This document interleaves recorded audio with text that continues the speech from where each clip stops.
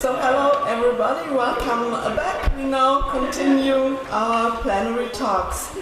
Our next speaker is Lawrence Schiffman, one of the co-organizers of this conference. Lawrence Schiffman is the Judge Abraham Lieberman Professor of Hebrew and Judaic Studies at New York University and Director of the Global Institute for Advanced Research in Jewish Studies. He's a renowned scholar, especially in the fields of the Dead Sea Scrolls, Judaism in late antiquity, the history of the Jewish law, and Talmudic literature. His long publication list includes many articles and monographs, among them Halacha at Qumran, 1975, Who Was a Jew, 1985, Reclaiming the Dead Sea Scrolls, the history of Judaism, the background of Christianity, the Lost Library at Qumran, 1994, Qumran and Jerusalem, Studies in the Dead Sea Scrolls and the History of Judaism, 2010. Today he will speak on Scrolls, Testament and Talmud, issues of anti-Semitism in the study of ancient Judaism. Larry, it is a great honor for me to give it the floor. Thank you very much. Thank you very much. I'm going to have a chance to say something as an organizer tonight, but before those formal remarks, I'll just say in one sentence that my computer became an EU citizen because there was almost like no day when there weren't either emails to Vienna or there weren't also Skype conversations, and we had been joking about the fact that Armin, Dina, and I will stop talking every other day on Skype, let alone our constant conversations with Klaus and Ariel, and I think you all see the results we finally got here. So it was really a great opportunity to be involved. And I'll say a little bit more formally about this evening, but for now let me jump into my lecture for today. Some might wonder, looking at the structure of our program, why one would consider the field of Judaic studies at a conference devoted to anti-Semitism. At first glance, it would appear that Judaic studies itself is a strong antidote to anti-Jewish Judaic prejudice. Indeed, such a notion lay behind the rise of the Wissenschaftes Judentum, the scientific study of Judaism, as it developed in Germany and elsewhere in the 19th century. Its earliest advocates thought it could be utilized as a strategy for combating the anti-Semitic views that had penetrated society in 19th century Western Europe, and especially in Germany. It was expected that subjecting Judaism and the history of the Jews to academic research and teaching would attain for it respectability in the enlightened society of 19th century Western Europe. Unfortunately, however, there are other purposes to which Judaic studies have been directed. Judaic studies, or some of its research results, have sometimes been harnessed by anti-Semites. Even worse, under the Nazis and the Soviet Union, and we'll be hearing about this in our section, essentially anti-Semitic forms of Judaic studies were conducted under government auspices. Some of the Nazis supporting Judaic scholars, in quotes, actually transformed themselves into professors of Judaica in the post-war era. That's like unbelievable but true. However, we will see that much of the anti-Judaism that is embodied in Judaic studies comes rather from perceptions of the field stemming from those who work in related disciplines. In the case of the study of Judaism and antiquity, to which we are giving most of our attention here, we will see that a kind of academic supersessionism has resulted from interest in Jews and Judaism in the course of explaining the New Testament and the rise of early Christianity. This indeed was the case with the Dead Sea Scrolls, which we have also a colleague speaking in our section. Now, for clarity, we need to define supersessionism. Technically, and there may be some debate about this actually, it may come up in a lot of our sessions. Technically, it refers to the concept based on a particular reading of Paul that Jewish rejection of Jesus led to severing of God's covenant with the Jewish people. As a result, the church has replaced the Jews as the true Israel. This concept was very widespread among Christians until Vatican II, 1962-5. Since then, it has been rejected by many Christians, but is still held by many. In the context of this presentation, it will play a role in creating certain underlying assumptions in the way Judaism was understood in certain scholarly contexts. A related issue is that of periodization and the terms used to describe Judaism in late antiquity, Spätjudentum, late Judaism, being the worst example, another subject which will be discussed by a colleague in our program. Now, this term bespeaks an assumption that Judaism effectively ceased to be a living organism in antiquity and ignores the totality of medieval and modern Jewish creativity. Here we see clearly the theological assumption of the decline of Judaism, itself a reflection of supersessionism, serving as the basis for analyzing the chronological sequence of Jewish history. A second terminological issue pertains to the argument that the term anti-Semitism should refer only to the racial variety of hatred for Jews that developed in modern times and that was a major theme in the Holocaust. The argument goes that the ancient forms of Jew hatred should be called anti-Judaism, never mind that this term refers not to people, but to a conceptual entity, thereby denying falsely that hatred of the Jews as people is an ancient phenomenon.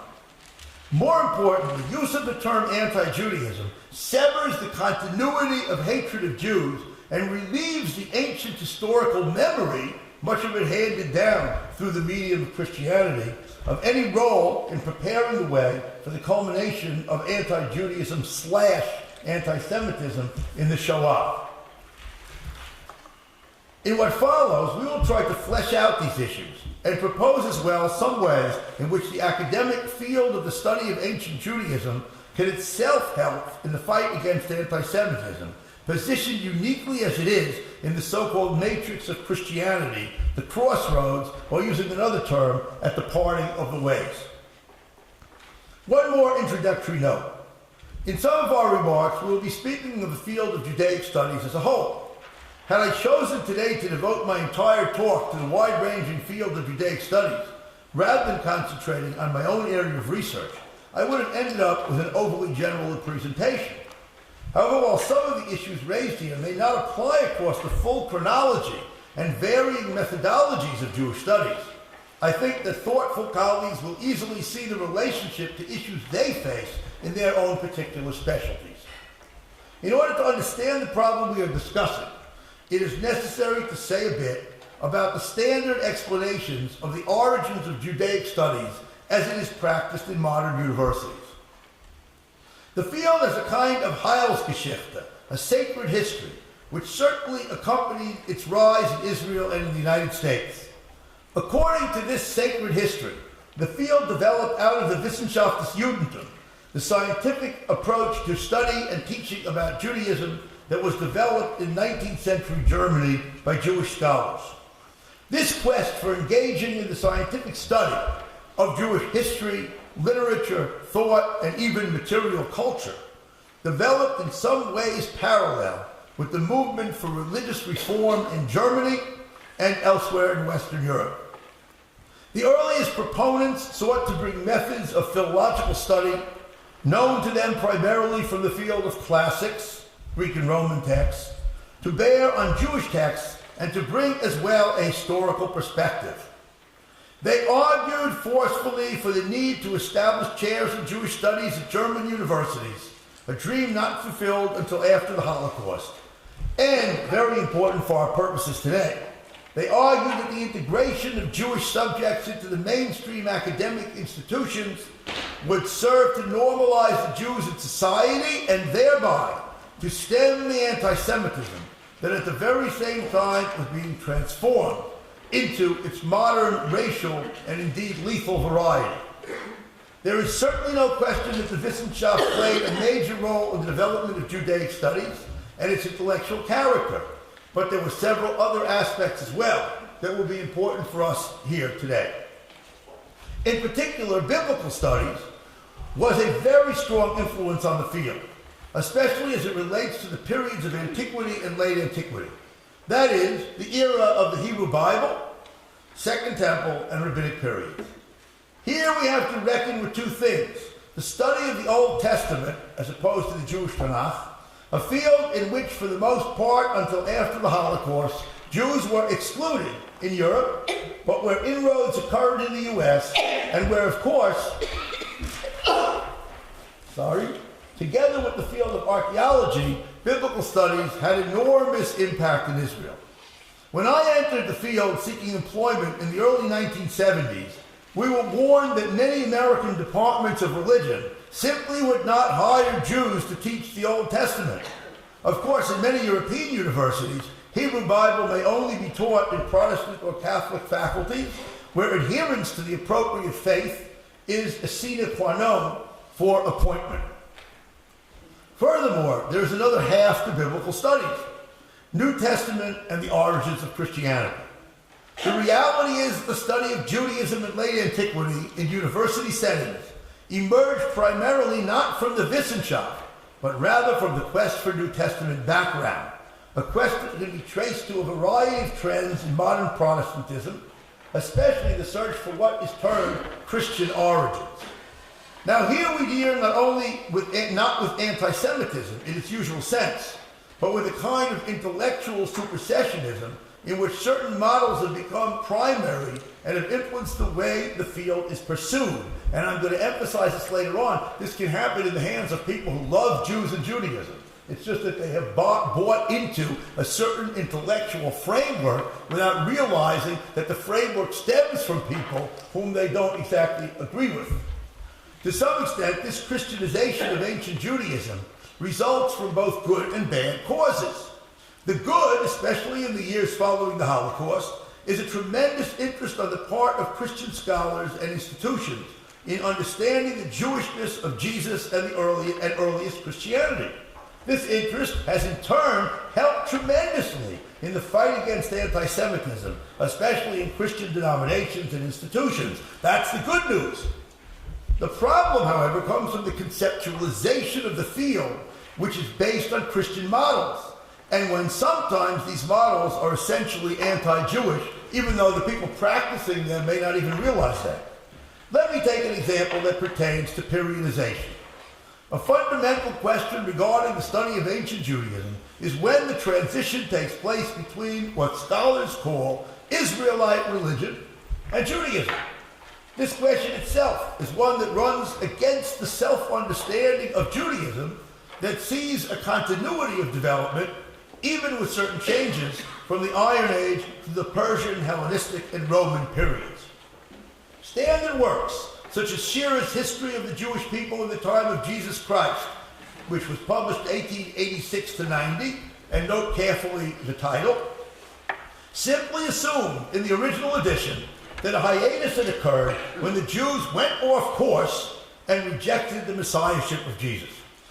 The anti-Jewish character of this argument was clear already when George Foot Moore, Judaism in the First Centuries of the Christian Era, the Age of the Tanaim, 1927 to 30, focusing on certain areas of Second Temple Judaism, decided that the transition had occurred at the time of Ezra and Nehemiah.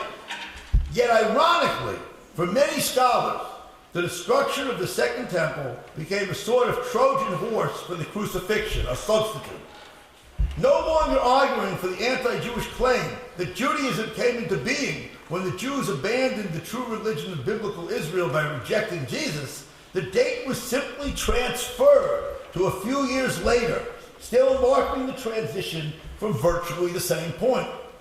This view was followed, mirabile dictu, by Jacob Neusner. Excuse the Latin.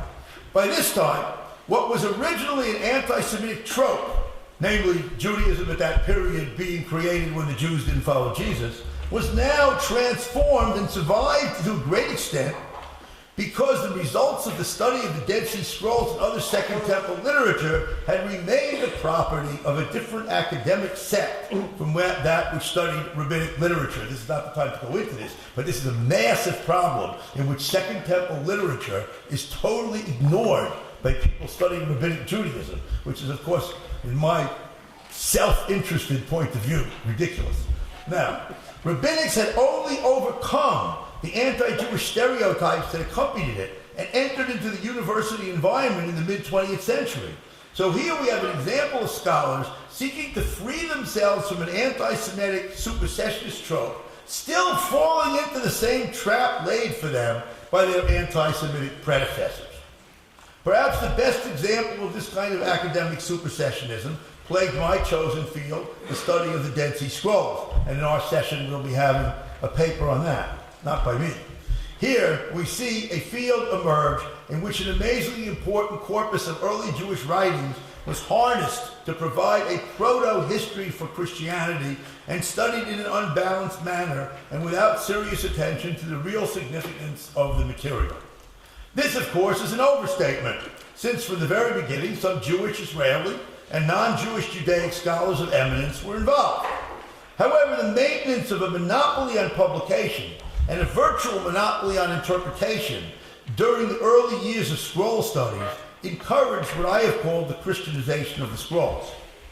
In the case of some scholars who were members of the original scrolls publication team and scholars close to them, their anti-Judaism has been documented. One prominent scholar, writing about early attempts to purchase the scrolls from the Bedouins, openly describes the competition with Israeli archaeologists as a struggle to keep the scrolls out of the hands of the Jews. Even so, for the most part, we are dealing with a kind of academic supersessionism pursued even by those friendly to the Jewish people and respectful of Judaism. This Christianization of the scrolls led to the creation of a caricatured construct of the Essenes, meant to provide a new solution to the difficult problem of Christian origins. The relevance of the material for the history of Judaism was given very insufficient attention, and those qualified to interpret it in that manner were for over 40 years kept at arm's length from the still unpublished material, and not admitted to the charmed inner circle, that's a stolen term, of scroll scholars. All kinds of exaggerated accounts of parallels to the New Testament and to early Christian monasteries were highly influential on the interpretation of the scroll. Most scrolls research on the quarter of the material measured in words that was published was carried on as if the Jewish context had no independent significance. Jewish Dead Sea Scroll study essentially stood as an almost independent field.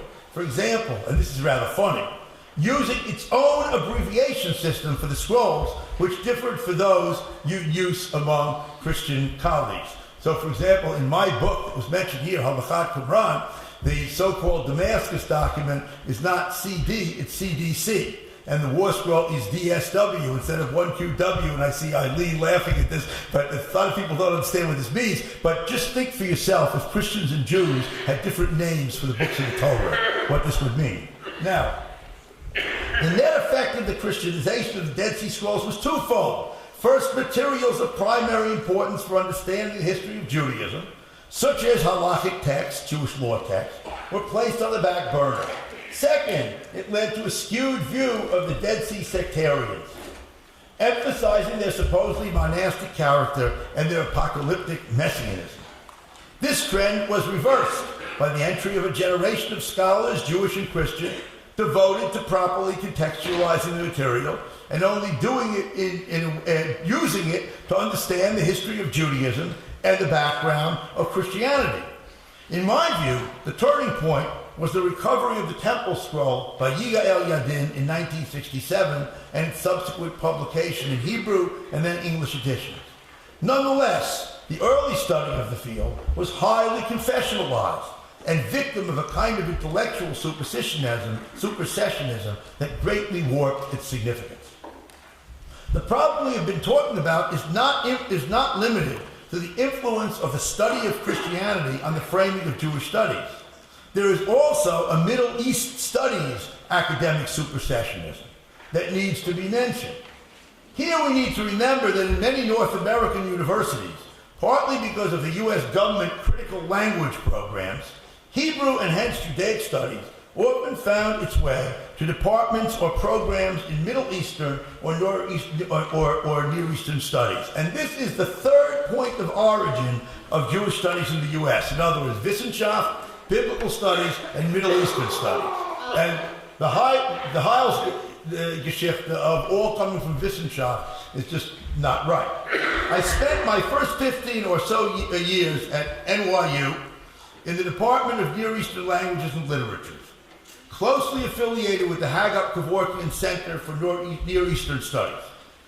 The department taught Hebrew, Arabic, Persian, and ancient Near Eastern languages, and attended literature and history courses. While none of my colleagues was an anti-Semite, and even those who identified as pro-Arab would say explicitly that they were not anti-Israel, and in this case, I think it was really true. Nonetheless, the department was arranged according to what was essentially an Islamic intellectual framework. Jewish studies, therefore, were significant for study of the period of the Jahiliyyah, the pre-Islamic period of ignorance that preceded the prophecy of Muhammad, as well as regarding the medieval Middle East. Jewish studies were therefore effectively a protected minority, dhimmi, in the world of Islam, Dar al-Islam. Those of us that were in Jewish studies had no choice but to leave that structure, I'm telling the NYU story now, in order to expand Judaic studies to encompass the full historical, cultural, religious, and geographic experience of the Jews. Essentially, this was an intellectually supersessionist approach that often was pursued unconsciously by friendly colleagues. A related problem results from false anti-Jewish construal of rules or laws of ancient Judaism that results from faulty New Testament exegesis. The New Testament is an excellent source for all kinds of historical information about Jews and Judaism in antiquity. That statement should be underlined. Yes, perfect, no problem. Okay. However, the tendency to create constructions of Judaism in the image of New Testament anti-Jewish polemic often results in highly skewed pictures of ancient Jewish practice. Let me just mention one example in the commentaries and academic discussion of the hemorrhaging, but more accurately bleeding woman mentioned in the Gospels. Now one finds there two misconceptions interlocking. By the way, I hope I'm not wasting my time. A woman could not hemorrhage for 12 years. She would pass away. So bleeding is the only correct explanation. You can't speak about a woman hemorrhaging for 12 years and she would be dead. So first, many commentators assume that someone who was ritually impure would be totally segregated from the rest of the community. They fail to understand that most varieties of ritual purity require that only the impure person abstain from going to the Jerusalem temple or eating of sacrificial offerings. Otherwise, throughout the country, in Judea or the Galilee, their behavior would be totally like that of anyone else. Menstrually impure women were not separated, but simply abstained from sexual relations until purification. In this case, however, there is a much worse element. It is claimed even by modern scholars that the state of impurity in which this unfortunate woman remained because of the inability to stop the blood flow was a result of the generally misogynist society in which she lived. Not only is this a false construal of the ancient ritual reality, but the claim that ancient Jewish society was misogynist is totally belied by the position of women played in Jewish communities in the land of Israel and diaspora according to the New Testament. That's our best source for this. What is most upsetting, however, is that some of the modern scholarly works to deal with this passage and others like it, as a result of false assumptions, morph into presentist screeds against an ancient culture that are effectively screeds against the contemporary traditional Jewish community. All this results from a form of analysis of Judaism that lies behind the New Testament narratives that is conducted in isolation from the serious Judaic studies available today throughout the academic community. To be sure, prejudices regarding the Talmud, many stemming from medieval anti-Semitic tracts, now propagated on internet sites, had major effects on the development of the academic study of rabbinic literature. One might argue today that the entry of the study of rabbinic literature and thought into the academic world is a result of the gradual overturning of the anti-Semitism of the past. We would certainly agree with this, but we should point out that Talmudic studies, a field that clearly lies at the core of Judaism's own self-understanding, was among the last of the fields of Judaica to find a home in the modern academy. It is hard not to recognize here the influence of the enormous anti-Talmudic literature that came into being primarily in the Middle Ages, from the 13th century on, that continued to be created under Nazis and communists. Such original anti-Semitic terms, such as legalism and rabbinism, still haunt the field, often used by Jews and non-Jews with very positive views of Judaism and positive views of rabbinic literature. It would not be fair in this discussion to fail to admit that within the various groups and subgroups of the Jewish community, that is, the various religious movements, there is severe difference of opinion about the authority of the Talmud and related literature. For this reason, some internal arguments among Jews make themselves sound as if they were also infected with the anti-Talmudism of historical anti-Semitism. Now, it's only recently that I read in some material that emanated from a pro-Jewish and pro-Israel institution the old canard that Christianity was a religion of love and mercy, and that Judaism, in this case rabbinic Judaism, was legalistic and fearful religion. In other words, shockingly, this actually penetrated a Jewish text. It just shows how supersessionism can happen by accident. Now, all the things that we have discussed, whether institutional or the result of bad scholarship, are not the whole story. Of course, we all realize that there's a tremendous amount of wonderful scholarship that is completely free of supersessionism, done by people sitting in this room, not sitting in this room. So despite the fact that I was asked to speak about negatives, yeah, we got about, I'm going to take 2 extra minutes maybe, but no more than that. So don't worry. But I just want to say that I was asked to speak here in a conference on anti-Semitism and anti-Judaism, so it doesn't mean that all scholarship is bad. It's great, but we have to remember that this exists. Now, let's turn now to the amelioration of the problem in the last few minutes, and that will, let's say, maybe take 1 or 2 extra minutes. So, at any rate, in order to look at methods, right, in which ancient Jewish studies could help, I should like to pause to balance what we've said. And I think we have to understand that there's been a tremendous amelioration in the post-Holocaust period since Vatican II, and we're going to skip all that. And we now want to mention specific avenues. We strongly advocate including the study of modern meta-issues in courses dealing with early Judaism and Christianity so as to make students aware of these issues. Here we have in mind creating a sense among students as future citizens and sometimes clergy or scholars of how prejudiced points of view on the various issues that relate to early Judaism and Christianity can be factors in creating a climate of hatred and anti-Semitism. Students should be sensitized and become suspicious of what they read to be able to analyze it from this point of view. We also propose asking academic series and journal editors, as well as publishers of more popular works, to participate in workshops aimed at sensitizing them to these issues. Problems we are talking about are not obvious. They're not using the anti-Semitic vocabulary or wearing the hoods of the Klan or anything like that. Often they are simply misunderstandings on the part of people who themselves are not at all anti-Semitic, and yet these ideas can continue. Now, the case of the Dead Sea Scrolls teaches a lot about how to solve these problems. It started with an essentially Judenrein group. When the field began to function in an open and interconfessional manner, with scholars coming from different backgrounds, learning from each other and about one another, the problem simply evaporated, and the scrolls became a force for positive Jewish-Christian relations. This is a very important lesson. Put simply, copying the Dead Sea Scrolls story, it shows you how to eliminate these problems in a wonderful way, despite all the arguing. Finally, so I'm pretty close to the timing, right? We will propose, that's the first joke, I haven't made any jokes today, by the way, in case you didn't notice that. We will propose that sessions regarding such issues be part of academic conferences in all relevant areas. There is a false notion among those of us who study antiquity to the effect that relevance resents the dissolution of scholarship. This notion has to be overcome. The contribution of scholarship to the elimination of anti-Semitism and other prejudices has to be one of its explicit purposes. And the interchange of ideas about how anti-Semitism, and for that matter, by the way, other anti-groups, because there is a tremendous amount of anti-Christianism, or anti-Catholicism, or anti-evangelicalism, we have to fight those as well. It's not our purpose here, but let's not act like this is the only problem. The interchange of ideas about how anti-Semitism may still hide among the building blocks of contemporary scholarship and be present in modern publication needs to be faced.